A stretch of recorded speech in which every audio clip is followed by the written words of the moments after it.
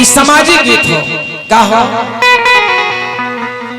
लय मार सा है हमनियों के जन्म से पहले के कौन लाबा लेके पहला पहला प्यार भर के आंखों में खुआर जादू नगरी से आया है कोई जादूगर। जब मालिक के दूत आई तारा वह शीशा के महल में रहे छोड़ी ना अपना साथ ले जाए। इसलिए सावधान होकर के एक घड़ी आधो घड़ी आधो में पुनियाद तुलसी संगत साध के तकते कोटि अपराध लेके हो जाई फारा आ कुछ न करी है संगे अत सारा नगरी के लोग देखत रह जाए।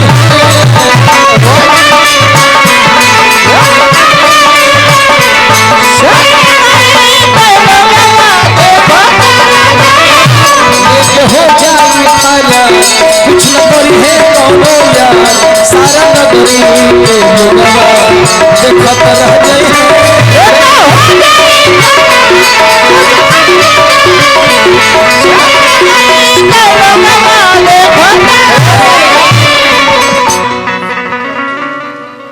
अच्छा देखें श्रीमती माया देवी नामो माया हो अकामो माया हो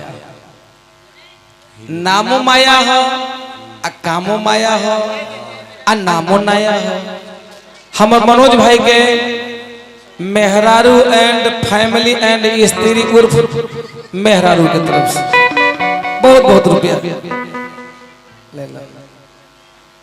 माई कहेली कि बेटा हमर सियान होता है ना चाची एक एक दिन उनका आयु में से समय कम रहा है।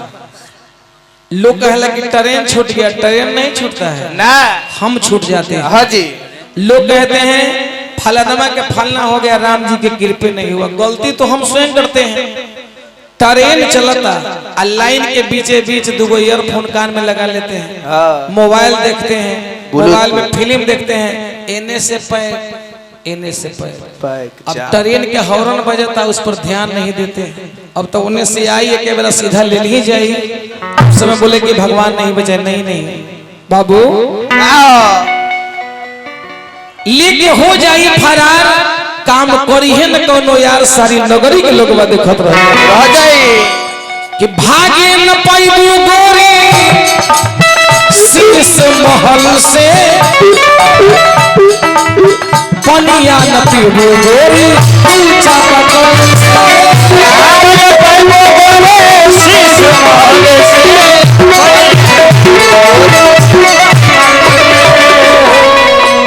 भागे न पाइबू जहिया जमहराज आ जाए।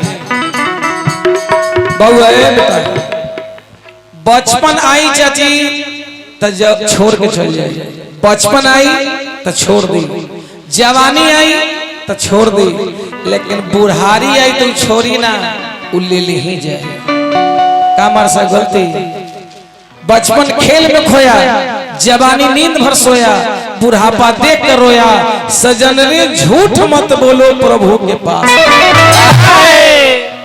हम चल जाए, लेकिन